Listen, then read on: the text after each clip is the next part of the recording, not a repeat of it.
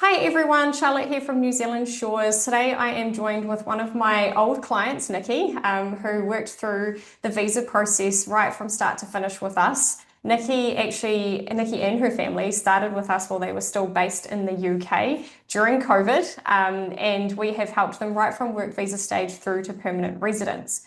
But the reason I have Nikki on today is that she has gone and launched her own relocation service. So she is now helping migrants move and start their new lives here in New Zealand. So while we're doing visas, she's doing all the nitty-gritty that is just equally important in getting your new life set up here in New Zealand. So I will hand over to Nikki and she can tell you a little bit more about her journey and the services that she offers. Oh, thanks so much, Charlotte. And it's so lovely to connect with you again after we've gone through, like you say, this process from being in the UK in COVID, feeling like it was never going to happen, to now we've been here 3 years and have permanent residency. And it all seems to have gone very slowly and very quickly at the Oh same goodness. time. To me, 3 years feels like it's flown by, but to you, it's probably felt kind of long and kind of short at the same time. Yep, exactly like that. But yeah, exactly what you said. We feel so settled in New Zealand. We've loved it since the first second that we stepped foot here. But there's lots of things that you learn when you go through the process of relocating somewhere new. And it's become really important to me to help other people going through this process. I've been super lucky to be part of lots of different communities for people moving to New Zealand, and they help me so much that it's really made me want to help other people going through this as well. So yeah, our service essentially helps people find rental homes.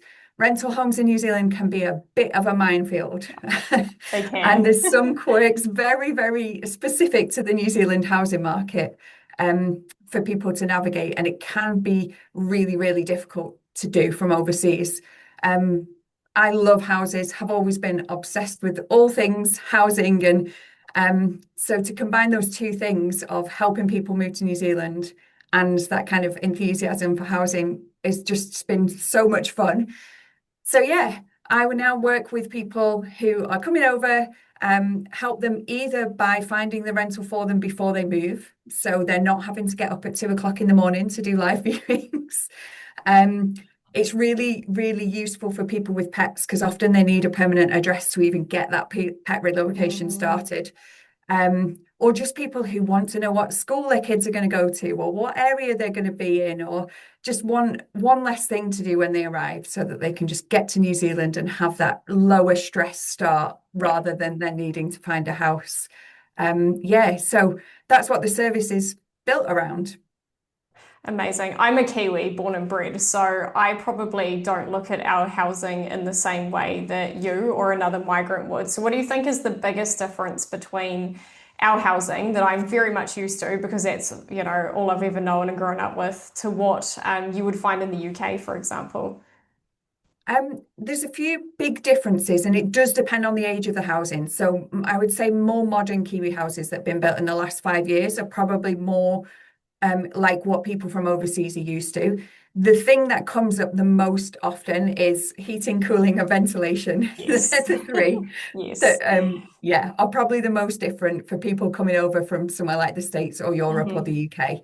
They're really quite different. Yeah. And Central heating is not a thing here. Well, in older houses, it's not a thing here. no, exactly. And it's just even the kind of single glazing, double glazing difference. Yeah, I would say that's probably the biggest difference. Talking specifically about the UK, I would Mm. say also there's a lot of UK planning laws that stop you being able to see into your neighbours' properties. So if you've got windows down the side of the house, for example, in Britain, they've got to be frosted, whereas Oh. New Zealand, that's very different. That's not a thing here, unless it's a No. bathroom window. If it's a bathroom window, you'll have frosting, but if it's just a bedroom, you definitely will not.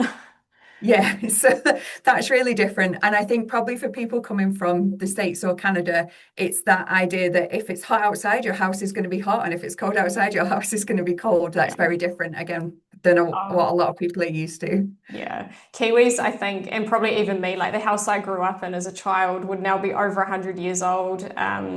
was not well insulated, it was a lovely, lovely home, like it was beautiful, but was not well insulated, did not have double glazing. We had an amazing fireplace that cranked the whole way through winter and we were toasty warm. And in summer, because of actually the lack of insulation, it wasn't actually too hot, but it's definitely a unique thing that you get used to. My parents had renovated it beautifully. It's not like we were living in a slum. It just didn't have the same insulation or central heating that people are used to. So it's, yeah, the housing landscape I can see after also having traveled to the UK and having experienced central heating and double glazing, like, wow, how do we live like this at the bottom of the world? But it's definitely different. It's definitely different.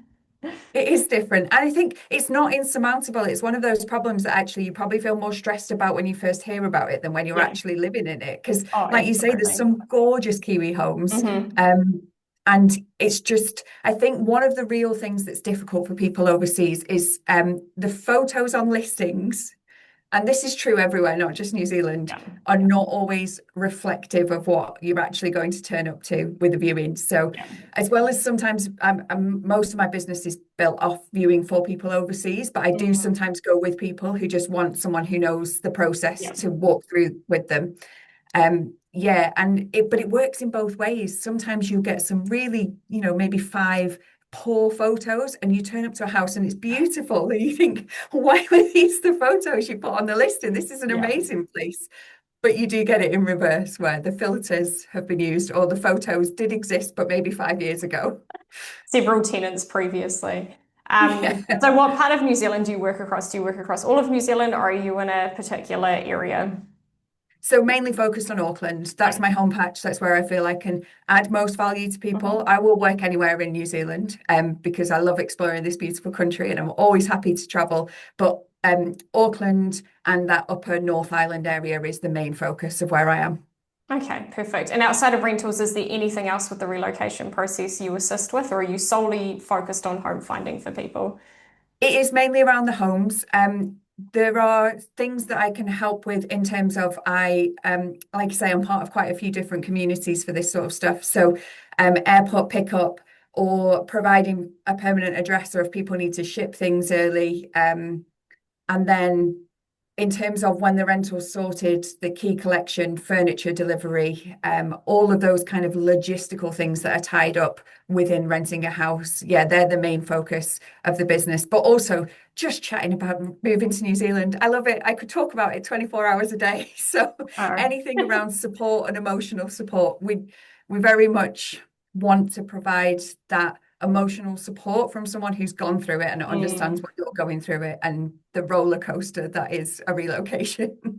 And something that you as a migrant can understand. I mean, I've helped thousands of families in the last decade migrate, but I've never actually done it myself. So sympathetic as I can be to the process because I know it's frustrating, I haven't lived through it. So someone like you who has that experience, who someone can just say, man, I'm annoyed with how long my visa's taking, or my employer's taking forever to get back to me with my start date, or I'm stressed because I don't know what to pack in my container or when to send it. You know what that's like, and you can actually say, yes, I truly do understand, instead of me saying, I'm sorry, that must be really frustrating. To be fair, you were always amazing at having that real empathy and I validating all of try. I those ups try. and downs. No, Just you were brilliant. it's But I think different having lived through that process, though, isn't it? I mean, I can be yeah, empathetic, but I can't actually relate on a deeper level. So, other than I know hundreds of people have done it and equally found it frustrating, you're actually able to be that ear for people and say, yes, I know this sucks. Hang in there, it will get better. yeah, it's also sharing the wins though as well, like that moment when the visa comes through. It puts you straight back in that emotion that you Yeah. felt in that point of the journey for yourself Mm, as well, or when you finally book the flights or when you've got your house sorted. It's not just the frustrations, it is yeah. those real highs that you're able to, The yeah, wins. So. you feel it on a deep level.